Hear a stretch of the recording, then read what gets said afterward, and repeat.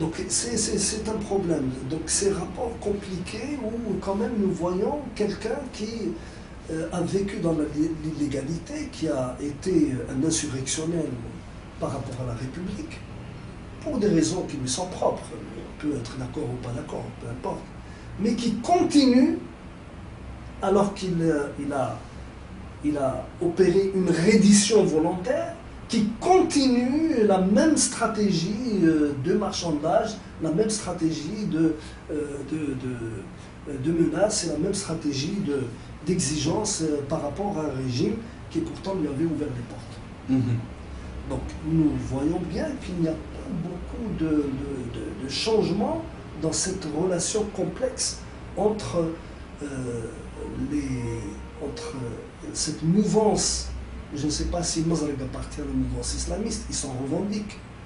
Mais Madani Mazreg, comme on l'a dit dans une partie précédente, dans un enregistrement précédent, il a été, politiquement parlant, il a été dans le mouvement de Nahda du Jabal. oui, Mais après le premier mouvement, et après les élections de juin 90, comme le fils avait raflé l'ensemble des sièges donc, au niveau communal, des municipalités, Madani Mazreg était resté comme ça dans la nature, il errait dans la nature, et c'est bien après qu'il a rejoint le fils. Et cette histoire de la création de l'AIS au sein du fils, qui vient après l'arrestation et la dissolution qui a suivi donc, la dissolution du fils, on a vu naître justement par la suite une armée naître. Les gens du fils, les porte-paroles, en l'occurrence Abbasi Madani Ali Belhadj, disent publiquement et officiellement que ce mouvement n'est pas celui du fils. Ce n'est pas le fils qui l'a créé, donc ça pose un point d'interrogation. C'est ouvert également à la discussion et au débat. Et nous avons interpellé, tu te souviens, je ne sais pas, le jour où on avait débattu avec notre ami Hamid Al-Ayashi, oui. Comme lui, il a travaillé, il a rencontré Madani Mazreg dans le maquis, à l'époque, il a même des enregistrements avec lui. Nous lui avons demandé, et je continuerai à lui demander, je lui demande encore, de venir ici, dans Res Publica, pour témoigner. Il avait donné son accord d'ailleurs. J'espère qu'il va nous donner cet entretien. Et qu'il continue par la suite de travailler sur le soufisme et sur le théâtre soufi. Ça, c'est autre chose. L'Algérie a besoin maintenant de dynamique plus que le théâtre soufi, tout en respectant Cheikh Al-Akbar, Ibn Arabi, ou Jalal al-Din al-Rumi, ou Ibn al-Farid, ou Sahrawardi, ou Al-Hallaj, ou غيره, ou حتى الاهتمام الجميل لصديقنا الأستاذ حميد العياشي كإعلامي كمسرحي كمثقف، اهتمامه في تحويل الصوفية، الروح الصوفية إلى الأداء المسرحي، وهذا شيء جميل. يعني كيف نحول الفتوحات المكية أو فصوص الحكم، كيف نجعلها تشاهد هكذا بأم العين على الركح، على ركح المسرح. طبعا هذا c'était une parenthèse et c'est un rappel à notre ami Hamid Al-Ayashi. Parce qu'il a donné sa parole, j'espère qu'il la respecte. Donc, à ton avis, est-ce que cette dualité AIS, Bouteflika, AIS, DRS, elle travaille plutôt Bouteflika, elle travaille plutôt l'AIS, elle travaille plutôt le DRS, comment tu l'expliques? Je pense qu'elle a davantage travaillé Bouteflika que l'AIS qui finalement s'est effiloché. On parle de moins en moins maintenant. Surtout depuis que les GIA se sont transformés en GSPC. Dans le premier temps. Qui plus tard se sont dans le langage courant, ACMI, etc. Bon, ça c'est un autre débat aussi. Hein. C'est vraiment. Il y a du débat. Il y a du débat en perspective. Ça n'a pas servi. Ça n'a pas servi les services de sécurité. Pourquoi? Parce que avec cette action de Madani Mazreg, donc dès qu'on a commencé à parler de la reddition de Madani Mazreg, des contacts qui avaient été établis avec l'AIS, on a observé quelque chose dont tu avais parlé tout à l'heure et sur lequel je rebondis maintenant. Ce sont les indiscrétions et les révélations qui commencent à être faites à l'étranger par des gens qui sont comment on appelle ça? Ce sont des gens qui sont des gens qui quittent les services. Des déserteurs. Je ne sais pas si ce sont des déserteurs, parce qu'on ne déserte pas l'armée et on ne déserte pas les services. Je pense que ce sont des transfuges. Si tu dis on ne déserte pas l'armée, on ne déserte pas les services, ça veut dire que les déserteurs de l'armée française n'ont jamais déserté l'armée française. Ça, c'est moi qui le dis. Non, moi je respecte ta règle. Tu veux me faire dire des choses que Non. Il y a eu des désertions par rapport à l'armée française, ça c'est connu, c'est évident. Ça a été dans un autre cadre. D'accord. Non, c'était juste un parallèle. Ce sont des transfuges parce que ce sont des gens qui ne renient pas leur appartenance au service. Bien au contraire, ils s'appuient sur cette qualité pour s'autoriser à faire des révélations, mais ce sont des révélations qu'ils font à l'étranger. Tu cites le cas par exemple de Habib Souaidia ou... comment ça s'appelle, Hicham Aboud, Samraoui. Bon, maintenant on connaît un peu plus de gens. Il y avait un certain Yous à un moment donné. Yous, je ne sais pas si c'est un type de service, bon bref. Non, les gens qu'on voit, qu'on lit sur Internet, de ce qu'on appelle le mouvement des officiers algériens libres, le Moal ou le Maol. Oui, plusieurs. On ne connaît pas leur nature, leur... Le Moal et le Maol, je crois que c'est plus ancien que ça. C'est plus ancien. Et ça, ce sont des individualités. Ce sont des individualités qui souvent ont beaucoup malmené d'abord les services et ont malmené l'Algérie. Parce qu'avec l'affaire Hasmi, qui est un diplomate, c'est l'Algérie qui a été pratiquement discréditée. Parce que faire d'un diplomate le complice d'un assassin, ou le commanditaire d'un assassin, c'est scandaleux. C'est un scandale, c'est inacceptable. C'est inacceptable parce que la diplomatie,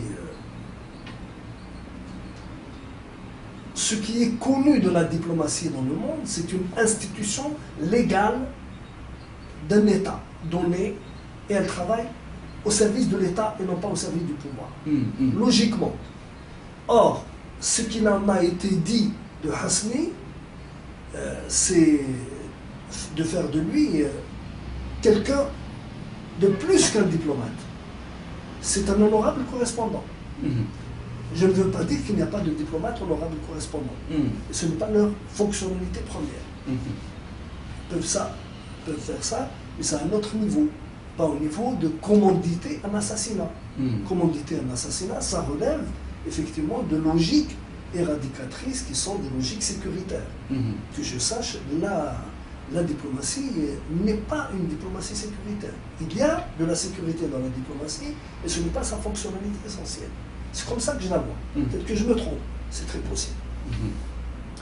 Mais donc, il y a eu un certain nombre de révélations, et comme par hasard, les révélations s'accroissent et se multiplient en quantité de révélations à la fin de la période de la République, j'allais dire de la République de Zarouane.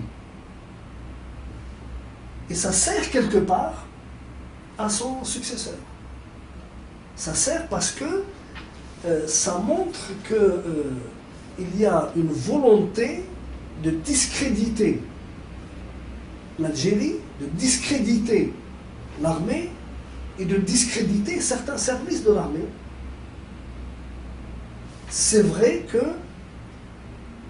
avant que les Samraoui, avant que le Ayoub Aboud, pardon, et avant que le Souaidia ne se manifestent, ils vont se manifester essentiellement sous la période de Bouteflika. Essentiellement. Il y a eu un premier clash assez important qui n'a pas été rapporté par la presse algérienne, c'est évident, mais qui a été rapporté par la presse française. C'est le clash entre Betchin et Toufir sur l'affaire Khalkhali. On en a déjà parlé. On en a déjà parlé, on ne va pas réouvrir ce chapitre. Mais là, c'était des accusations qui accusent le plus l'autre et à coup d'arguments. Ma question, c'est Lakhdar, est-ce que, à ton avis, dans cette période qui va de 1999 à 2004, est-ce que Bouteflika et son pouvoir, et même ceux qui l'ont ramené, n'ont-ils pas utilisé l'islamisme comme un moyen de gouvernance? Aussi bien l'islamisme radical dit armé que l'islamisme entriste ou même les repentis, et parmi ces gens-là, il y a l'IS aussi. Est-ce qu'ils n'ont pas utilisé l'islamisme comme un moyen de gouvernance au nom d'une certaine pacification, d'une certaine paix, d'une certaine réconciliation nationale et d'un certain compromis aussi qui va jusqu'à la corruption morale et matérielle? Parce qu'on peut analyser ce phénomène d'un point de vue multiple. Oui, je pense que c'est plutôt vers la deuxième partie de ton intervention, c'est-à-dire c'est un type de gouvernance, non pas comme un moyen de gouvernance, mais un type de gouvernance. De gouvernance qui